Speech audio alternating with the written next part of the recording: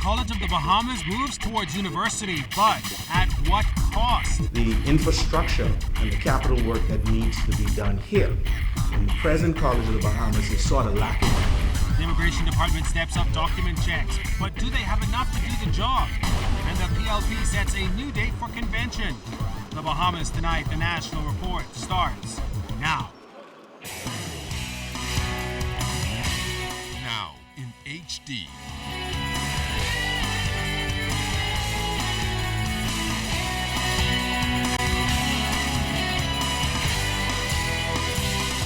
ZNS Network presents The Bahamas Tonight.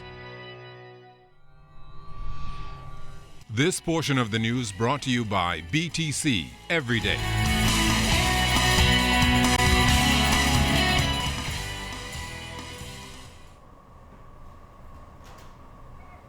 Immigration authorities have been working to get a firm grip on the country's illegal immigration problem. This as they step up their apprehension exercise. Good evening, everyone. I'm Charisma Robinson. Cleopatra Murphy talked to the man in charge of enforcement about recent apprehensions, repatriation numbers, and current challenges facing officers.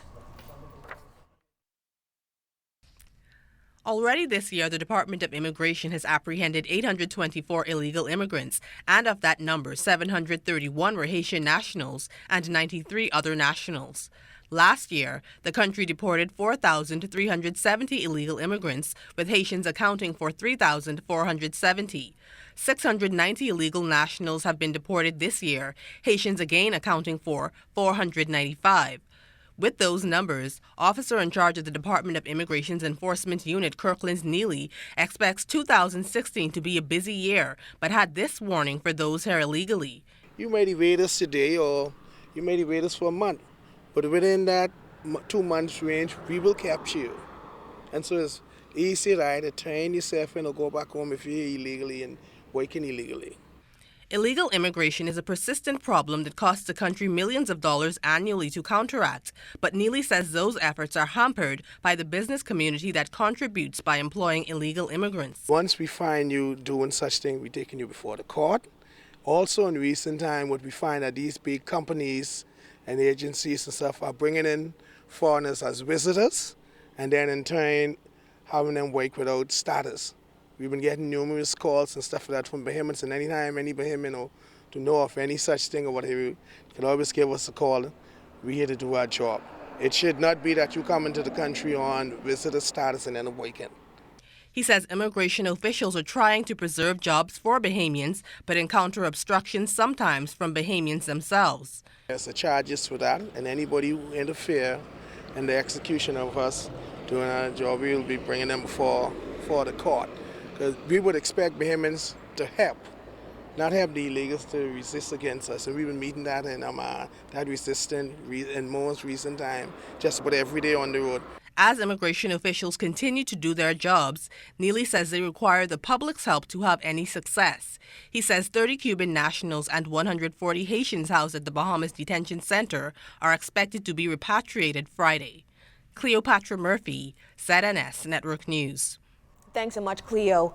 A war of words between the immigration minister and the Free National Movement chairman over the release of 2 Cuban nationals who were held for nearly 3 years at the Department of Corrections. Our Clinton Watson has more from both sides. Opposition Free National Movement Chairman Michael Pintard is expressing grave concern and alarm over what they describe as an ongoing assault on the judicial system by Minister of Foreign Affairs and Immigration Fred Mitchell. The FNM says Minister Mitchell arrogantly declared his disregard for a series of recent rulings, going so far to suggest that he would rather have the judiciary itself investigated than accept the decision of a senior justice.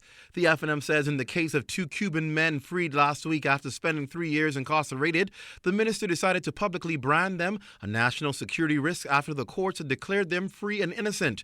The opposition questions if evidence backed the allegations and why was it not presented before the courts.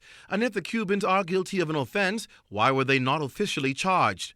The FNM says what it finds most shocking is the minister's declared intention to alert border forces about the 2 Cuban men who were released. Well, Minister Mitchell wasted no time responding. The chairman of the FNM would venture into something which is really the province of the opposition spokesman on foreign affairs. He clearly didn't understand what was said or what he was talking about. And where you have an opposition spokesman, that spokesman is usually briefed by me from time to time on matters which would be of national concern. And certainly these matters he commented on about the courts and immigration were part of a briefing that I did before leaving the Bahamas at the House of Assembly with the opposition spokesman on foreign affairs. On Monday, the F&M called a news conference with St. Anne's MP and opposition spokesperson on foreign affairs, Hubert Chipman, to respond to the accusations. I want the record to reflect we did not have a conversation about national security risks and or those type of things. What we did spoke about, like I said earlier, was that he was searching for a third country for these individuals. In my humble opinion, yes, me and Mr. Mitchell have dialogue in the past, but under these circumstances with the two Cuban immigrants, no, we didn't have that discussion. I was informed as to what was going on. That is my position. Party Chairman Michael Pintard questioned why the minister was dealing with semantics rather than the issue at hand. What Mr. Mitchell did not do is address what I said factually. He sought only to make sure I'm not involved in the discussion. There's no attack on the judiciary at all. And you only have to go back. The lawyers would know that there's a famous saying that justice is not a cloistered virtue, which means that in a free society, one can disagree with decisions that are taken by courts. Minister Mitchell promises to issue a more detailed statement on the matter in the House of Assembly this week, Wednesday. Clint Watson, ZNS Network News. Thanks so much, Clint.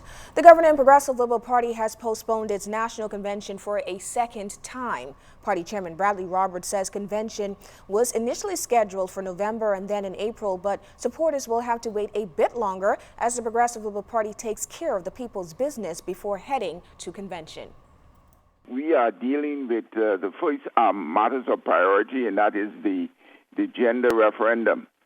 We feel that the time is long overdue that we bring equalization for the women of our country. So the government will be moving shortly in the House of Assembly to address those pending bills. Some amendments will be made and voted upon, and then the country will be put in full election gear to address the referendum matter. A University Transition Secretariat for the College of the Bahamas continues on its mission toward the historic move. Today, members of the group gave an update on their progress while outlining concerns along the way. Janine Ferguson has more. The transition to the University of the Bahamas includes a number of upgrades to the present facility, including a new entrance and several new buildings at the main campus in New Providence. At the northern campus in Grand Bahama, dorms are also expected to be built. However, UTAB President Mark Humes is questioning what is more important to COB's council as they prepare for university status. The infrastructure and the capital work that needs to be done here in the present College of the Bahamas is sort of lacking. There isn't the same focus and energy in investing in our current capital issues. I would like to see the same kinds of financial investments in the faculty, staff, and student members of our college communities. Buildings come and go, but the people are going to remain behind.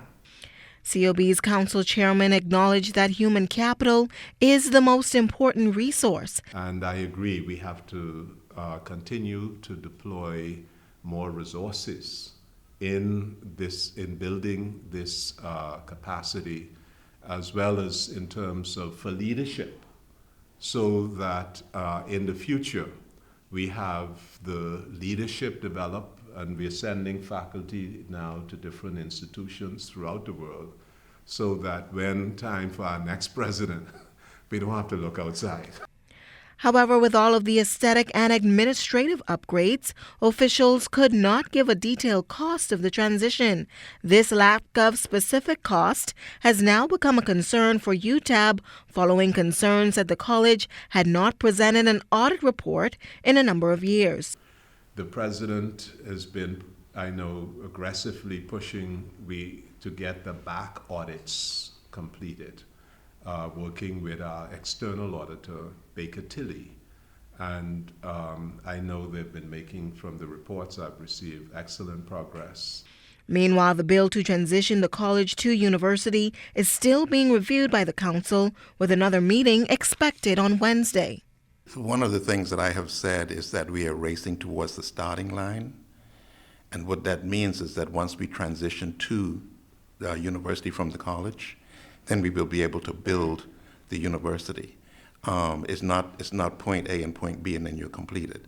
It's a continuous improvement process. Well, from all indications, it appears as if the realization of the University of the Bahamas will be another few months, as the committee is still reviewing the bill. It has to be presented to Cabinet, passed through Parliament, and then enacted by the Minister of Education. Janae Noel Ferguson, ZNS Network.